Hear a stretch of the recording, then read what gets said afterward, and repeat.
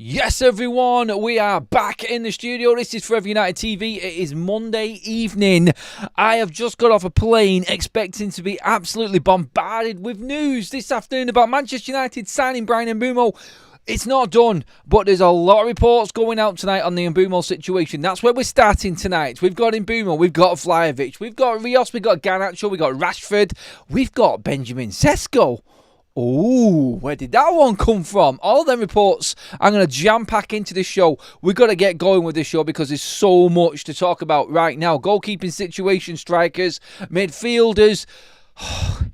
Yeah, it's a mad one. And we're back in the studio, back off the plane, back from Greece. Hello, everyone. Thank you for all of your contributions and all of your input. Well, I was away for a few days. It is back to the normal routine now, back here. Feels good to be back. Feels good with the familiar surroundings. Don't get me wrong, I love being away. I was trying to manifest a Manchester United transfer. It usually does happen. I failed you. I'm sorry, everyone. I usually go away and something big happens. It didn't. But we've got updates tonight anyway, so let's forget about that. Maybe next time I go away, eh? We'll see. But we are expecting big movements regarding Manchester United. We spoke about it all through the week while I was away. Surely this week. Anyway, on to Bryan Mbeumo. Get your comments in, everybody, in the live chat, please. Let me know your thoughts on everything that we're getting into here. But first of all, this has come from Romano, first of all, on the Bryan Mbeumo situation. It's never in doubt, basically, is what we keep getting the message across. It's like, well, signing them, for God's sake. Anyway, there's been two different accounts tonight that I don't trust and I don't know enough about that have said that the deal is done and Bryan Mbeumo is heading to Manchester United. That's where we're at. There's people maybe guessing a little bit or people trying to jump the gun, I think, with this one. But it is moving forward. Apparently, there were meetings today, more communication. Something might happen tonight. We don't know. There's a lot of noise going around at the moment. In fact, Omari Hutchinson, the forward at Ipswich, has been targeted by Brentford. And it's not just Romano who reported this. It was him first of all. But even the Standard, who reported all of the... Well, I'm not saying they play everything down, but they're the ones that report from the Brentford side, like the MEN does for Manchester United. That's their publication. Even they're saying about Omari Hutchinson tonight. So that, again, I think is proof that they are looking past Bryan Mbeumo. Internal discussions are reportedly being had about who is the right player to replace Mbeumo. It looks like it is drawing to a close. It feels like it's close. I think that's how we're reporting it tonight. Things are moving on. Romano seems upbeat about it. There's a lot of reports coming out. Yes, they're not reporters and they're not journalists that I know of and I'm not going to trust. But again, no smoke without fire. And like I said yesterday, with everybody on the same page with where we're at with Mbeumo now, I think it is actually getting to a point where we are going to get the announcement soon. By the way, there was a couple of sources saying that Mbeumo wasn't in training, no confirmation. The Brentford side of things are saying that he was in training. I said this yesterday, I said this morning as well before I set off back home, that you'll get Manchester United fans going ape thinking just because Bryan Mbeumo is back in a Brentford shirt training, there's no deal happening. Was never going to be the case. They've tried to get it sorted in that week. It's not happened. He was granted extra week off and he's back now training with Brentford. Let's not forget, Brentford paid the man's wages and he needs to train. So he's come back to Brentford. As I thought he would, as I said he would, and I think most people knew he would. It's not what I'm just saying here. I think this is just normal. That's what I'm trying to say here. This is normal that he is back with Brentford and back training with them. So let's just look at it that way. The deal is still being negotiated and it does sound like it's getting closer and closer. The sources that are saying that this deal is done are ones that, like I said, I'm not going to look into. I don't really need to be honest. I'll still wait for the big guns to come out with this. It will be Ornstein who drops the bomb. I know it will be because he was the one that kicked it all off, followed by Romano. We've said this before. Ben Jacobs will chip in, talk sport. We'll come into this. Obviously, Plettenberg. You know how it goes. That's what we're waiting for now. We're waiting for. He has been given permission to leave Brentford and go to Manchester United because a deal is agreed in principle. The deal is there on paper, and now Manchester United can get the necessaries done in getting Mbeumo's medical done and getting the contract signed. Crossing the T's and dotting the I's, blah de blah. That's what will happen next. The replacement story in Omari Hutchinson, I think, is probably the most significant move we've seen from Brentford's side of things. That their they're now feeling quite confident themselves that they need to bring somebody else in. And I think that says a lot as to where they're at. They're obviously trying to spread the money out a little bit here, because Amari Hutchinson is going to cost nowhere near the likes of what Bryan Mbeumo is and what his value is. You're never going to get Brentford spending absolute fortunes or 50 million plus on certain players anyway. So, yeah, in this, I think we can now look at it and go, right, okay, from Brentford's side, convincing, yes, players looking at players to come in and replace Mbeumo, and moving forward with everything that's been said, everyone seems very, very relaxed and confident about this. It's like we've gone past the stage of needing to know what's happening with Bryan Mbeumo and worrying to a point where, well, we're still talking, so we're never going to let this go. It's gone to that level where we're like panicking that nothing's going to happen, to a point past it where we're like, something's got to happen now because it's gone on too long. It's actually gone that far, and it's taken us this long that we're now convinced that, it feels like this anyway. This is what it feels like. It feels like everybody's convinced that they're just talking still, and it's going to happen. It's a weird feeling at the moment, but we've still not got it done. And that's the big thing. That's the main point to remember in all of this. We've still not signed Bryan Mbeumo yet. So let's just remember that. Let's just take that into consideration when looking at everything. Other rival clubs are making massive moves at the moment around Manchester United. And Mbeumo really does need to happen now for Ruben Amorim in particular, to be honest. By the way, quickly, before I forget, I tweeted it out earlier on, like many people have, a classy move from Manchester United with Bruno Fernandes, Diogo Dalot and Ruben Amorim all visiting Anfield and the memorial of Diogo Jota today over there in Liverpool. Massive respect, and is only right in doing that. So I'm glad United have done something like that. Well done, the boys. And again, football family becomes before any rivalry in football. And I think that was just the right thing to do for Manchester United. So well done, the football club. Good move from them today, I thought. And really happy that we have actually paid our respects to Liverpool directly like that, and making the effort to go over there to Anfield and get that done. So, yes, happy about that. In terms of Ruben Amorim, obviously the players have been arriving for their second week of training now, and everything is moving forward. Cunha looks like he's slotted in nicely, so that's good as well. But he is going to be asking the question. We are counting it down. Tuesday, tomorrow. Manchester United play on Saturday. So who is going to be in that lineup? That's what everybody wants to know. That's all anybody cares about, to be honest. It's all about who is going to be in that lineup that's new and fresh.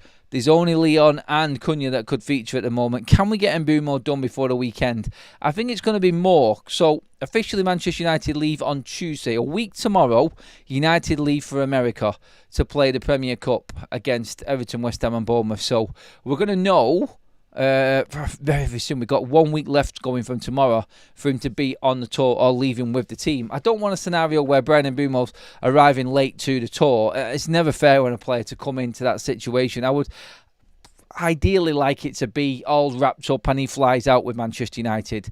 I think that's probably the best case scenario for him and for Ruben Amorim. I think the integration works well. I've said before, I'm not too concerned about pre-season. I'll wait this out as long as we get him. But if you are going to get him in for the tour, just make sure that he's not joining halfway through. I think that's like a half-hearted approach to it. And I don't think it helps the player, to be honest. So hopefully we get Bryan Mbeumo sorted this week. But yeah, I'm actually confidence-wise, I mean, just looking at the news that's circulating at the moment, again, like I said at the top of the show, the replacement for Mbeumo, the stories from the other journalists saying that this is now done, we can expect the medical this week, things like this. We've had this before 2 weeks ago when we thought all this was happening, and it didn't happen. So I'll just sit back and I'll wait for it to develop along. I'm quite happy sitting here and letting this drag out, like I said. As long as we get him, that's all I care about. But it does feel like this is now edging a little bit closer for completion for United getting Mbeumo over the line. So, yeah, I'm feeling a little bit more upbeat about it. But, hey, look, this is our first show back in the studio from me being away. So I'm going to go into the comment section on this first of all. Do you feel like it's getting any closer to being done? Answer me on the Bryan Mbeumo situation, everybody, please. And we are taking in as many as we possibly can. Fed up, these jokers need to get the deal done instead of playing hardball after a 15th place finish. So Jim is a fraud. Is there really? If he gets it done, what are we going to say? We've not got a good deal? No, we're going to say well done for getting the deal done. That's what everybody's going to say. Look, I'm all for everyone arguing the point like it's taking too long. Yes, but let's judge when it's over or when deals are done. That's when we should be judging what Ineos and Sir Jim Radcliffe are doing. Definitely. Look, what's happened before had nothing to do with Ineos, and what's happening now is. So let's see when it's all done if they've actually got a result or not. That's all I keep saying about this. But look, whichever way the deal was going to be done, whether it's going to be done quick, whether it was going to be done over a few months, a few weeks, somebody would always have an issue with it because it's Ineos and they're in bed with the Glazers. It's inevitable, isn't it? Let's just see where we're at now with everybody else. Let's get some more comments in. Peter said Mbeumo would be done Wednesday. It's a PR stunt to make us feel better, even though the transfer has not been enough. No strikers left.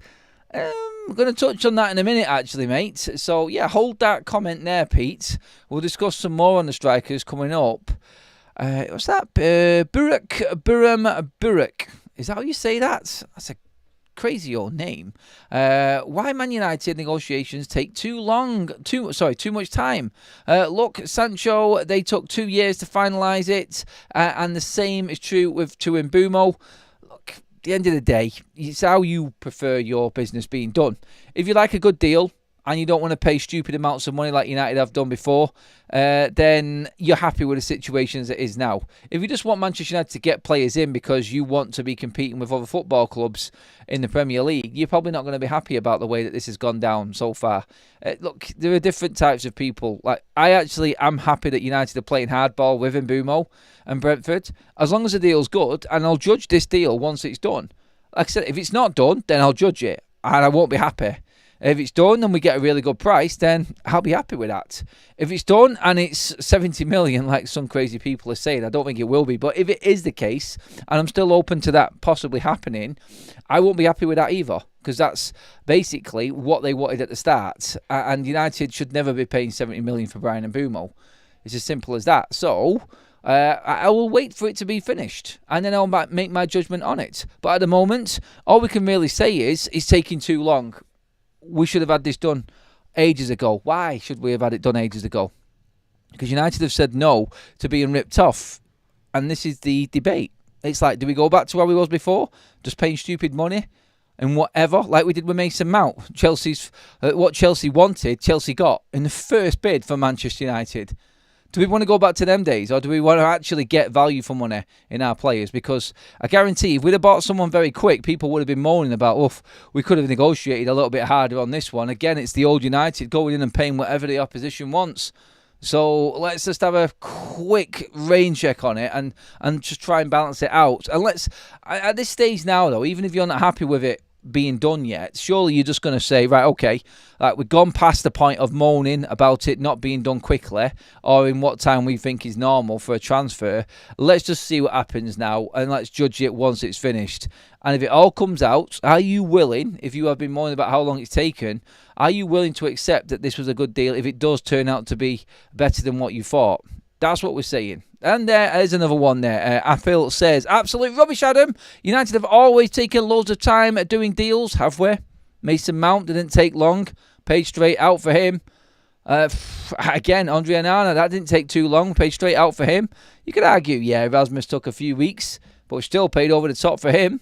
United have always taken loads of time doing deals, and they've always paid over the top. So your point is completely wrong. Is it completely wrong? No. Because I just said, let's wait and see what happens. And in the same sentence, mate, so take a rain check, Aphil, before you come in and have a go at me again. And just say, look, if it's there then I'll go in on it. If it takes ages and we don't get it done, I'll go in on it. But if it's done and it's cheaper than what everybody thinks, I'll judge that and I'll praise that. But what I'm saying right now is, and it's not my point, in Manchester United have always negotiated deals over a long period, like you're getting the point across there. I'm just saying, let's see when it's done, and then we'll make a judgment. So, no, my point is valid, mate, on that one. And I think you're just going in on that because that's your opinion. You're not happy with it, which is fine. But don't shoot the messenger, mate. I'm only saying what it is. I'm not bothered about taking ages on transfers or not making any more. I'm not making any more. Sorry, is that supposed to say there, Makash? As long as we bear it in mind next season. I'm not sure what that means there, mate. No, Adam, I won't care either way as long as the deal is good. I think that's what we're looking at here, aren't we? Arsenal spending the same amount of time trying to get Gyökeres, who has a release clause.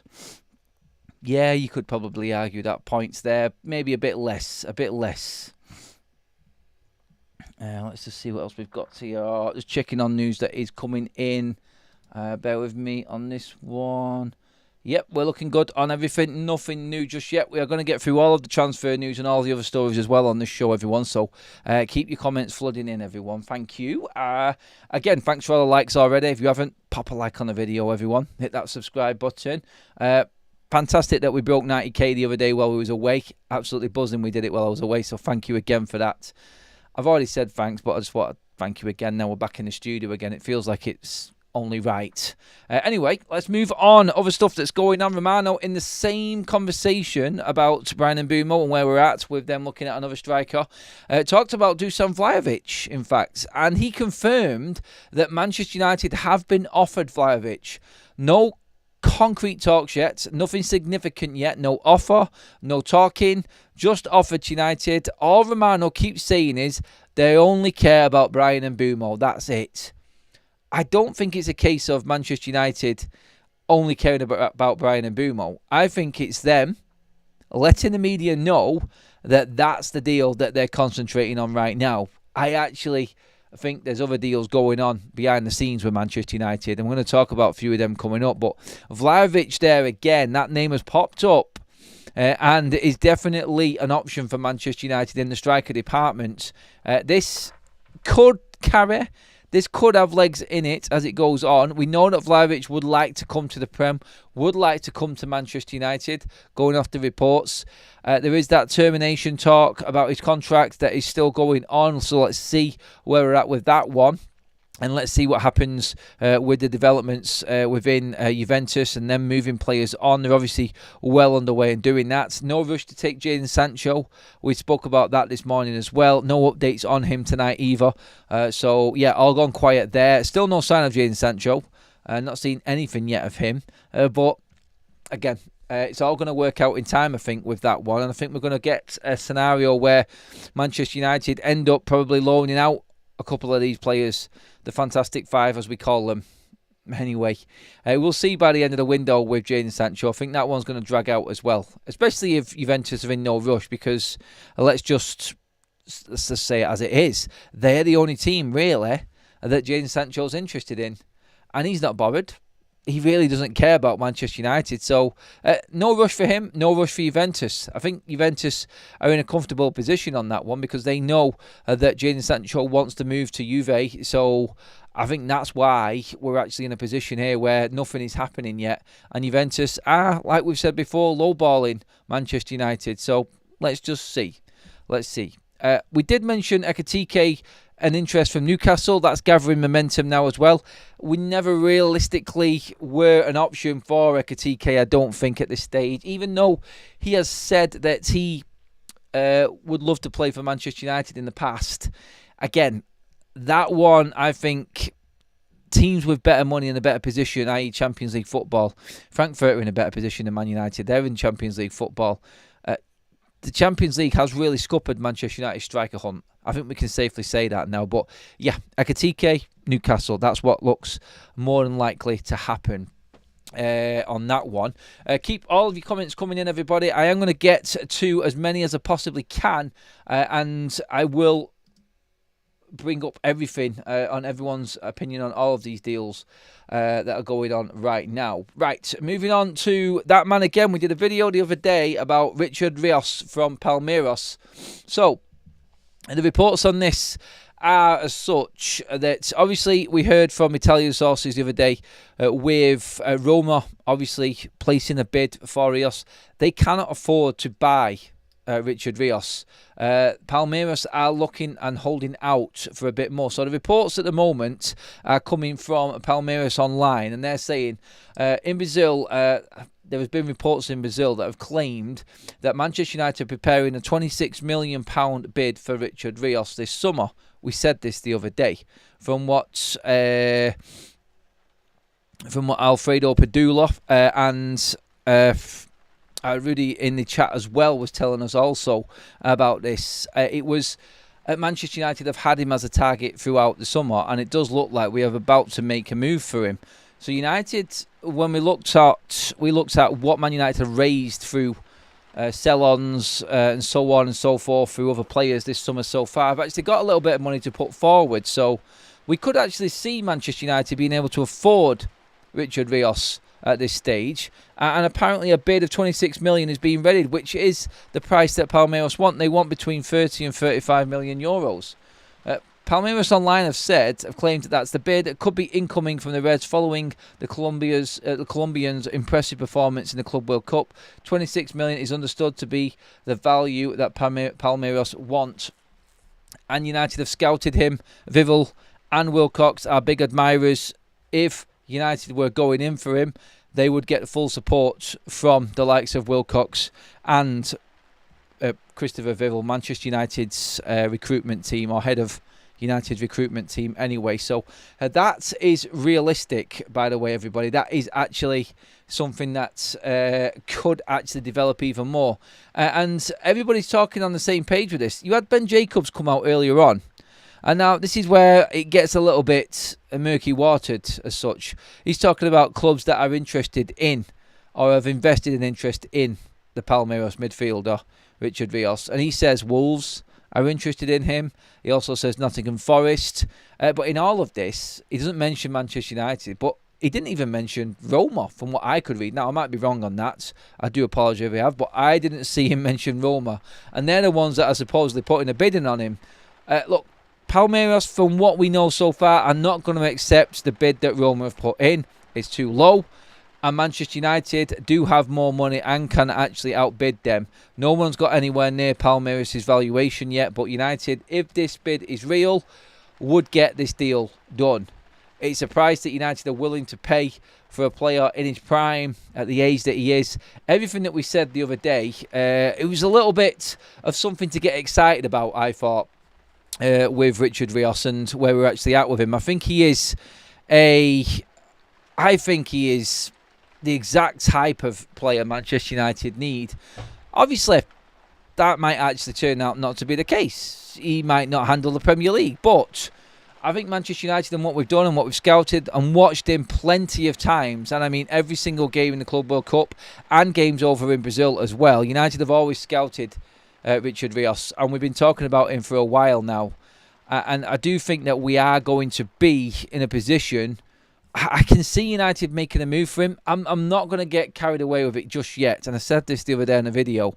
I just hope that these stories are real and genuine about Richard Rios, because this is the type of player that the Manchester United fan base would say is the right type of player we should be going for. Hitting that South American market, doing something that we don't normally do, and finding this hidden gem before he goes on to be an absolute world beater and goes to another one of our Premier League rivals, because we can't afford to buy him because of the inflated price, because he's played for another club, made it like a Brentford, Brighton or Bournemouth, and then becomes that Premier League proven player. Should United get in first, take a risk? Yeah, I understand going for Premier League proven players is probably a safe method for Manchester United this window, but they can't all be Prem players.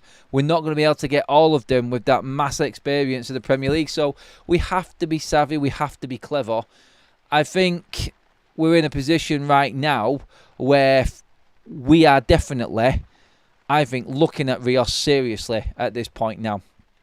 Yeah, and Mick, who was in the chat as well, was talking about this. He actually did message me on this the other day, so he has spoken with Alfredo Padula on this as well on his channel. So credit to him as well. If this does come off, let's see. Let's see. We're waiting for the big guns to come out and confirm it, but a lot of the noises around Rios right now are positive ones. Let's just say that. Lee Cape Town in the chat says, with a super chat, thank you, mate. Hi, Adam. Why do you honestly think Juventus want to get rid of Vlahovic? Not just wages, he's injury prone. That's why no clubs are even interested in him. I don't think he is injury prone, mate. I don't know where this comes from. Maybe a couple of years, yes. But I just think he's now out of favour. I don't think with all of the manager changes at Juventus, and let's not forget, Motta went in last season, so they've had 3 managers in the last year. It's got a bit chaotic. They've got a big wage bill, and they're looking to restructure completely under Tudor, the new manager. So that's why I think he's out of favour right now. Let's not forget, still, 20 goal involvements with not playing as many games this season as well for him.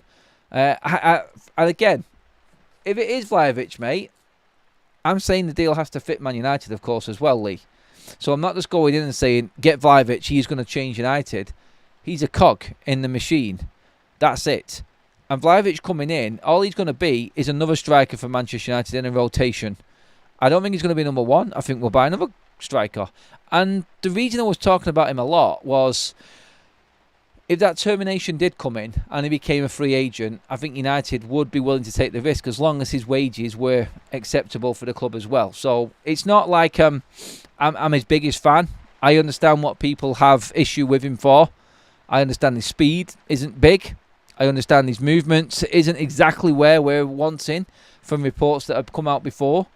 And yeah, he's got an old injury record as well, but hasn't every bleeding player, to be honest. You look at Rasmus Højlund at 21, 22. How many games has he played?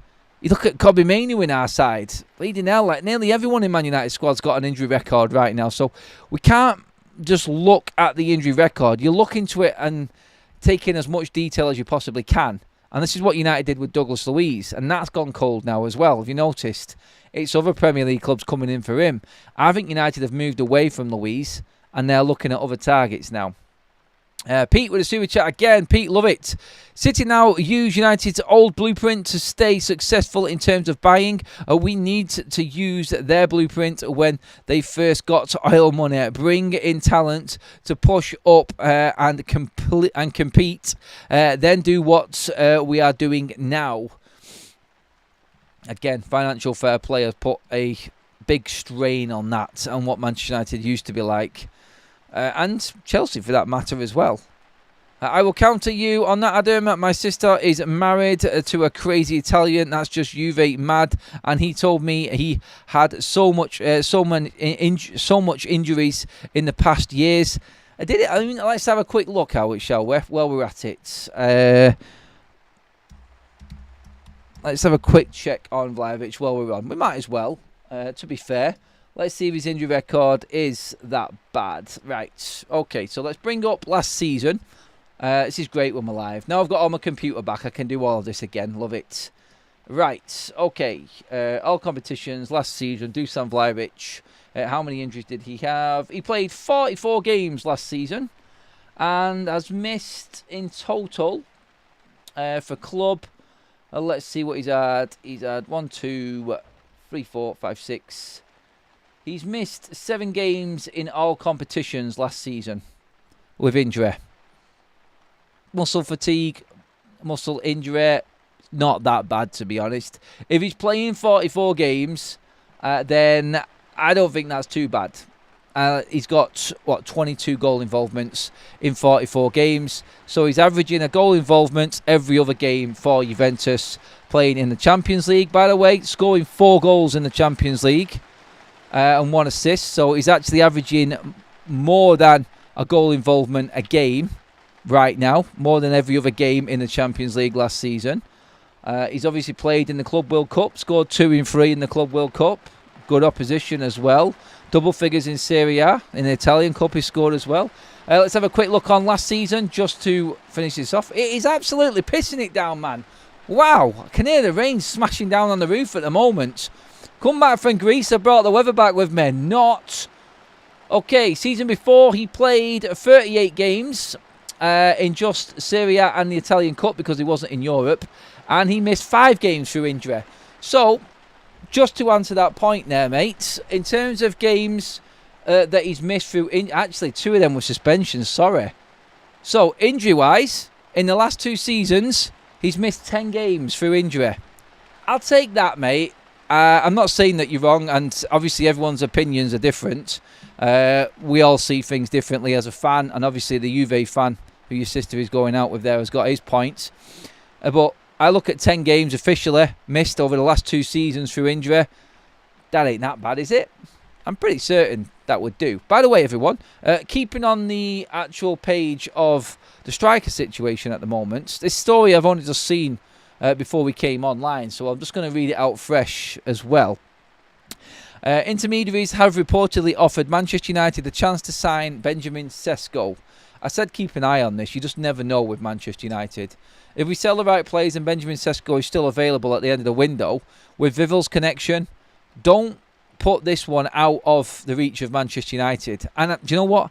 Even if United did a loan with obligation type of deal or stipulation, I've said this before, expect United to try and be clever with their striker option. Which is why I'm not looking at Vlahovic, by the way, as a main striker for Manchester United.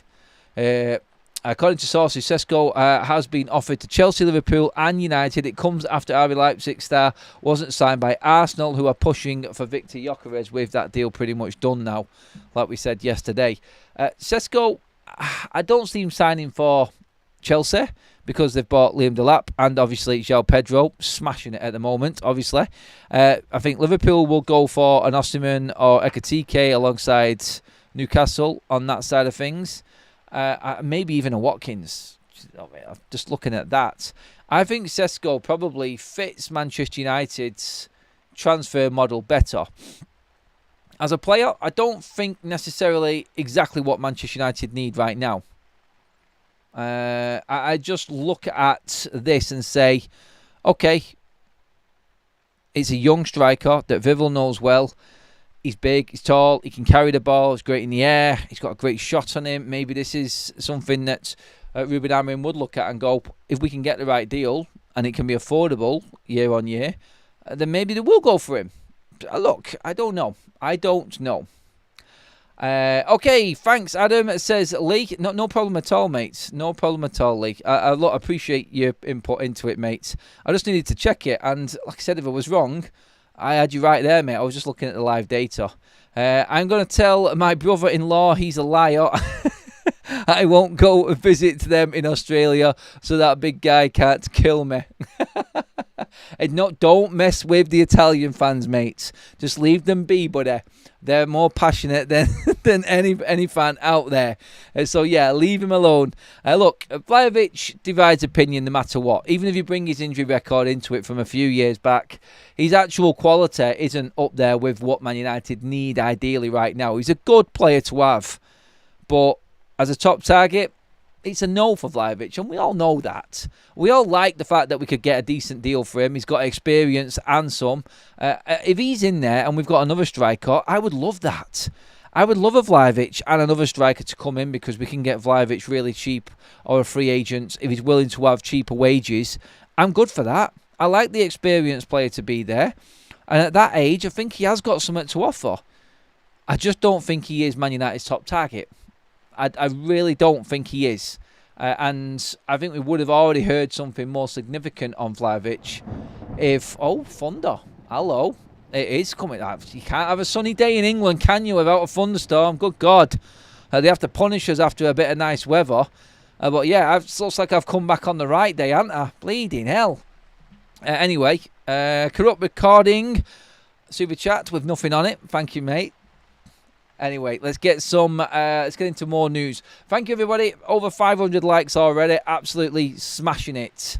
Absolutely smashing it. There, CRG says, come on, Adam. Sesko is another Højlund, and they want 18 million euros for him.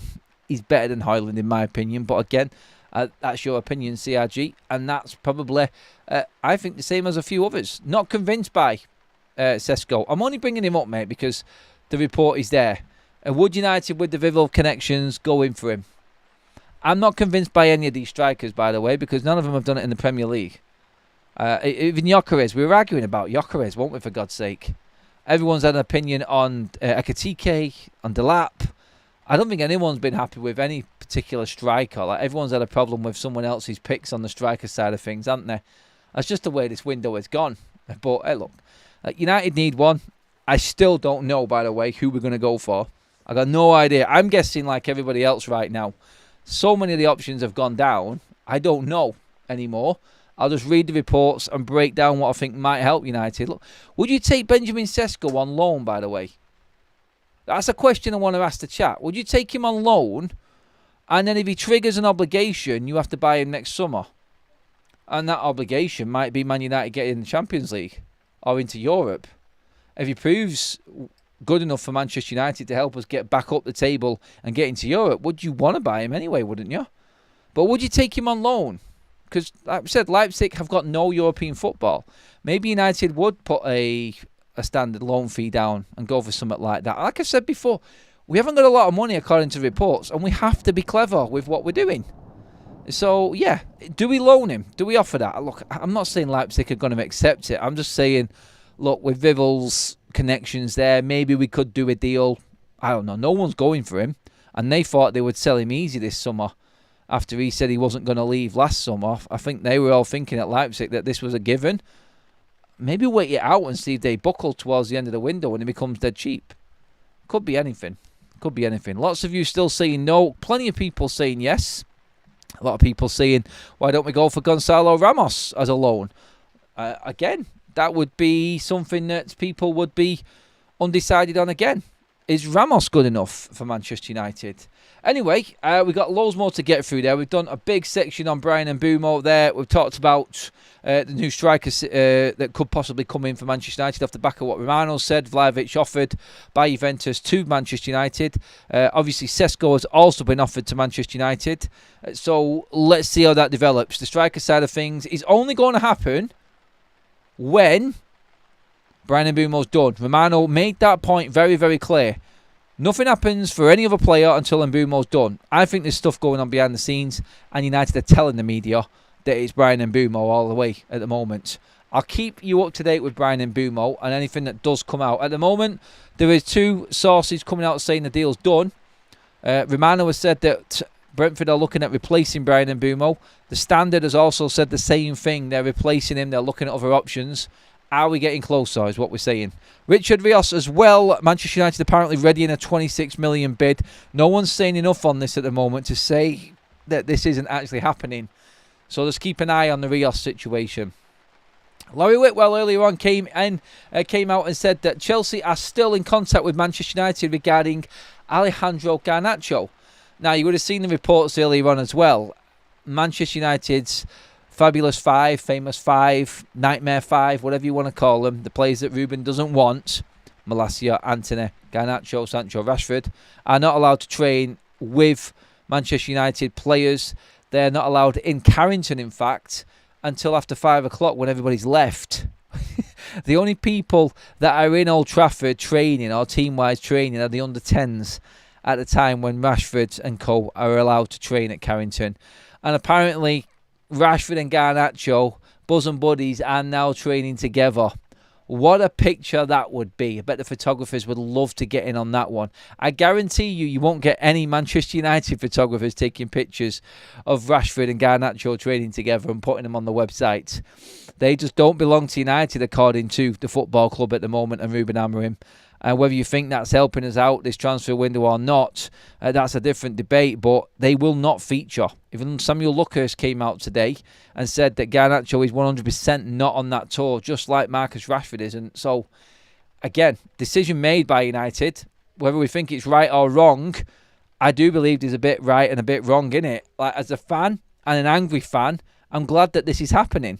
And I'm glad that Garnacho and Rashford have been handed their ass. I really do.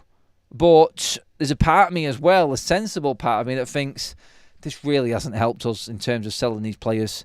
And I've talked about this aplenty, as you all know, on many shows now. in that who is going to give Man United what they want. They're all on stupid ways, apart from Garnacho, obviously. And everybody knows that United don't want them. So we're going to have to deal with them until the end of the window. I think there's another 6 weeks worth of seeing Rashford and Garnacho at Carrington on their own while Manchester United are trying to get deals done. Like I said before, there's no rush for Sancho. We've got no nearer to the Anthony saga yet either. We don't know anything about Malacia. Garnacho talks with Chelsea, like Laurie Whitwell said. He wants to stay in the Premier League. There has also been a story come out today that no intermediaries will be brought in to help facilitate a move for Garnacho. His current agency and agent feels like they don't need anybody from the outside coming in to get Garnacho a move away. Now, sometimes super agents will come in. They will do deals to help, or they will play a part in getting a deal done that looks a bit complicated. Maybe this happens towards the back end of the window as well. Someone made a point today, I can't remember which journalist it was online, said that back in the day, 2020, when United bought Bruno Fernandes, Jorge Mendes came in and played a small but very important part in getting that deal over the line. Sometimes the more experienced agents just come in to help out and take a little piece of the pie because of their contacts and what they can do. It's scary, the agent world. It really is. You've got a representative there of a Premier League player that can't get a deal done and has to get somebody else in to get that over the line. That's an interesting world, that one. It really is. And apparently they don't need anybody else coming in. They're confident they can get the move done. Whether that's Garnacho's agents looking at it and not wanting to be embarrassed, I don't know. It is his brother. So, yeah, there you go.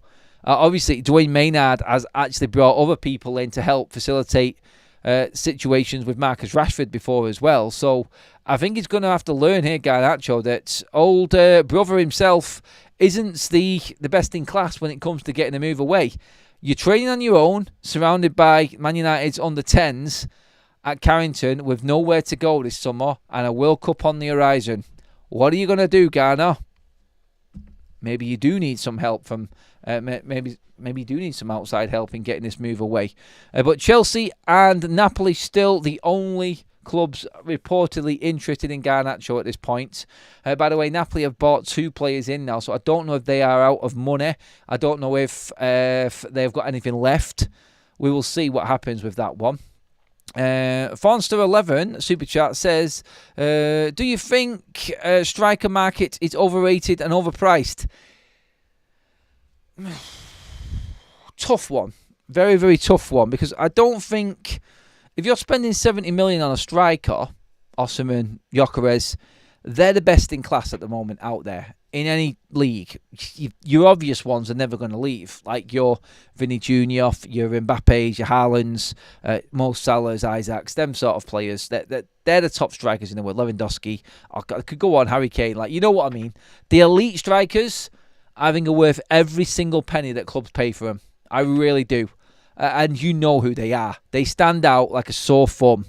The ones below, that's where it gets a little bit more interesting. And I think the debate is there, whether they're overpriced or not. Ekitike, 80 million. Forget it. No. Sesko, 80 million. Not a chance. Gyökeres, 70. I think it's about right. Market value for the goals that he's put out. Yep, not Prem proven, but you've got to take a chance. You have to make that move at some point, and you have to say that we're willing to take a risk on this player. So yeah, it's a tricky area. Some are and some are not. I think what clubs pay for the elite strikers are worth every single penny, to be honest. And they are a special breed, and we know who they are.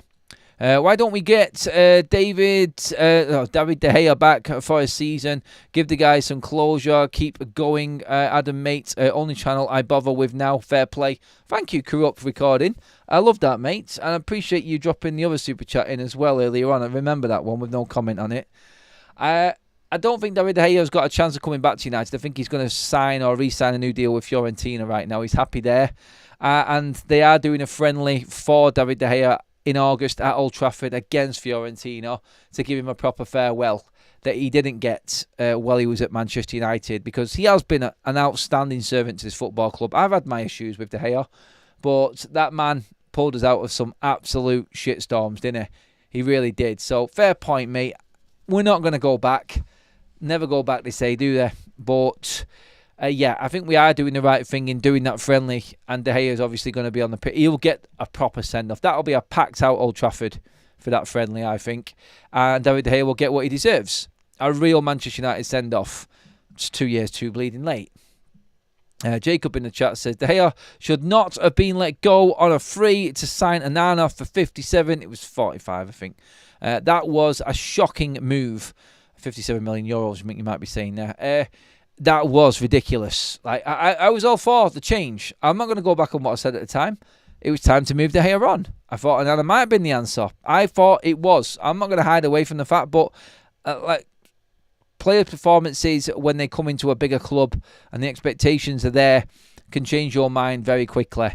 And Onana, it blew my mind straight away. Absolutely ridiculous how poor he was and what games he managed to throw away for Manchester United. It was unreal, wasn't it? It was ridiculous. Let's get some more comments in. Christmas feels closer, says you. No, not yet, mate. Look, we got thunderstorms and sunshine, mate. Christmas is a mile away, buddy. Jacob says, De Gea was 4 times player of the year and won the Golden Glove the season he left. I know, it's madness. It is. For letting him go for free, I mean, wow. Like, yeah, that's United at its finest. Story says, Garnacho are sacrificed because he does not suit the system. Lots of talent in the kid used right. He always makes things happen. I will miss him, and he is 20. Right club, he will be very good. Yeah, he will be good at another club, mate. Well said. But I think there's more to Garnacho, and his petulance shone through in the end. And I think that was clear for everybody to see in the final. Not taking any accountability for the season. Just what good he did in them comments. And I think he lost a lot of respect when he did what he did with that Aston Villa shirt as well. Time is over. You're never going to return from that. He would get booed by Man United fans for what he's done. Because everybody knows what he's done. It wasn't the shirt that he wore. It was the timing and the player that was on the back. And now look who's training together in Man United training kits at Carrington on their own with no club. Yeah, Garnacho and Marcus Rashford. That, I think, is the biggest point out of all of this this summer. If we buy people and if we don't, and no matter who gets sold, I think United making a big statement and standing up to Player Power FC is still going to be a big part of this club moving forward this summer. Fenerbahce apparently are in for Marcus Rashford. This has come from BN Sports. I don't believe it. Well, I do, but I know that Rashford is never going to go to Fenerbahce. Now, obviously, he's got the relationship with Jose Mourinho. I can see there might be a bit of legs in that. I can see Fenerbahce would be willing to pay the money. I think they can afford him as well. I don't think they can afford his wages. Well, then again, they are in the Champions League. So, again, this is why I don't think Marcus Rashford is going to go to Fenerbahce. Not a chance in hell is the answer to that one. Never. He does want to go to Barcelona. No updates on that as of yet. And we're just going to have to wait it out. Again, I fully expect Garnacho and Marcus Rashford to be welcoming all the players back from pre-season tour in the States and still not have had a move by the time Manchester United play that next friendly when we get back. The one I was talking about against Fiorentina for David De Gea at Old Trafford. The week, I think it's 2 weeks before the actual season starts. There's no way. Not a chance.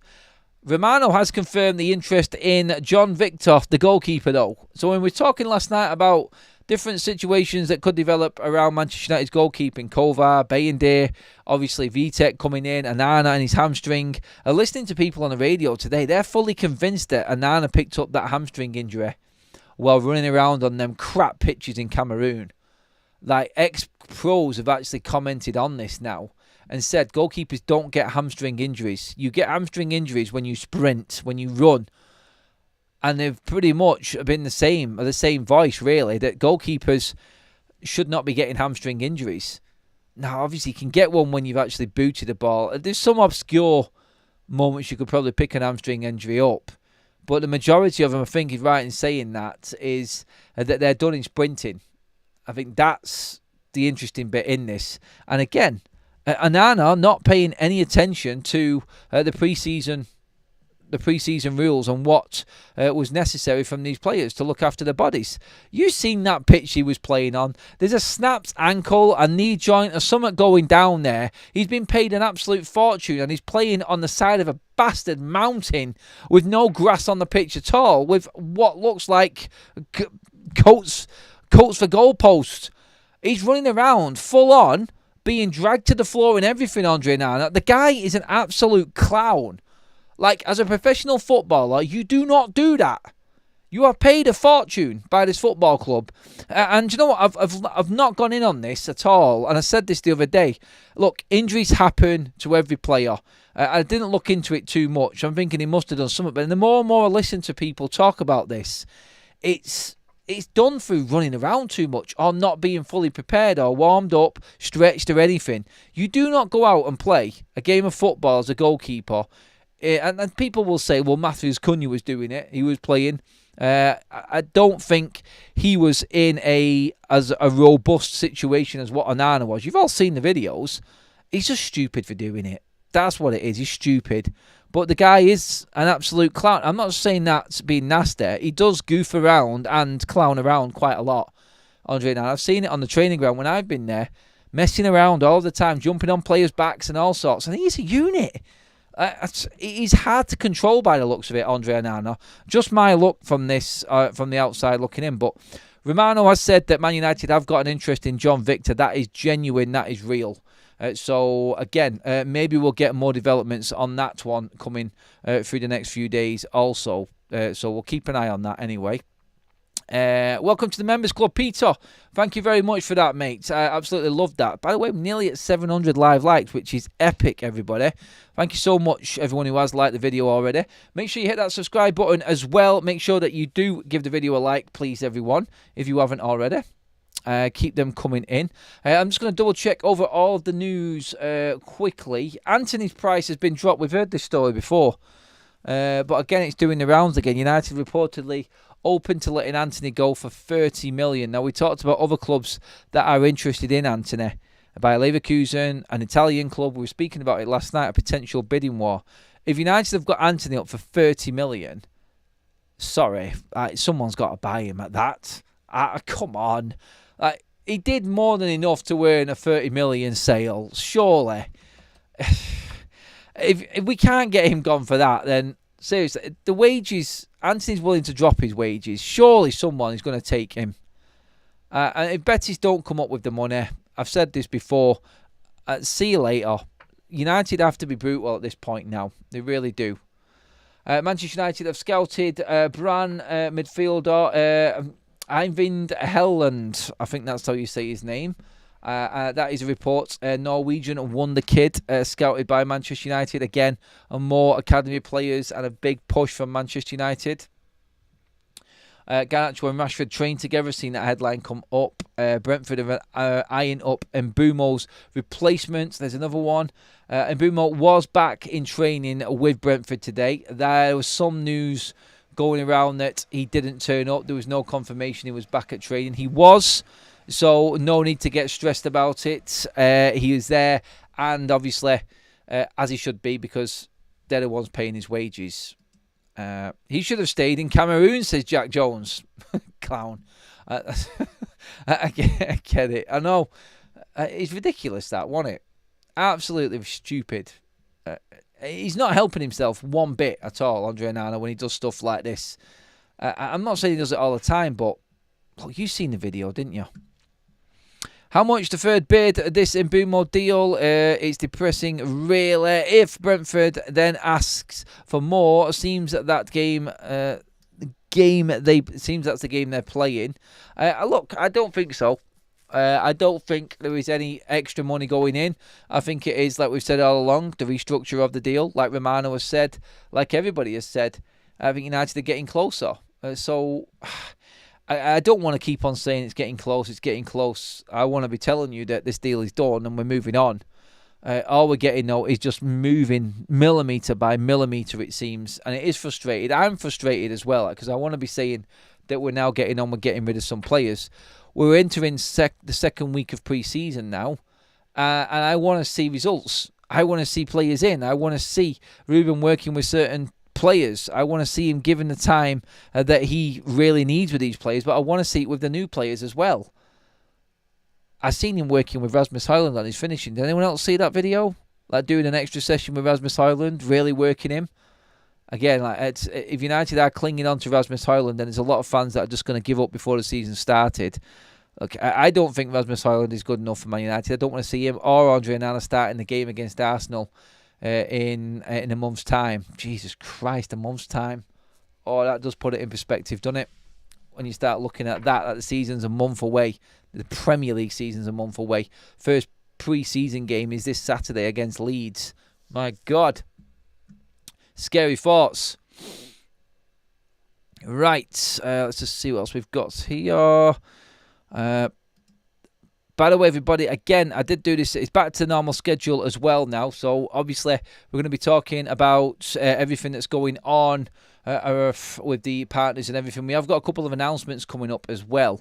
In the chat as well is OK Jerseys, who have helped me out with my women's team in supplying me with some new training kits as well. They also do all of the football shirts as well. So go and check them out as well. Link in the live chat and in the description there as well, everybody. That is the news I've seen, Daryl. I know everyone's reporting it. Daryl's just put that up in the chat there. Manchester United have agreed with Brentford. An agreement is in place for Bryan Mbeumo. He can leave Brentford immediately, apparently. We will see on that one. We'll let that one play out. And like I said, I don't know the source. I'm not well up on the source. We'll find out in time, I'm guessing. But that's tonight's show. We're back with a bang, everybody. Thank you so much. I absolutely love that. Good to be back in the studio, normal surroundings. Great to get all the comments in again. Thank you, mods. I can see you all in there. Graham, Stu, obviously Tom in there as well. And I think Graham Gray, I forgot to mention you there as well, buddy. Stephanie as well. Everyone in there, mod-wise. Rodders also. Thank you, everyone.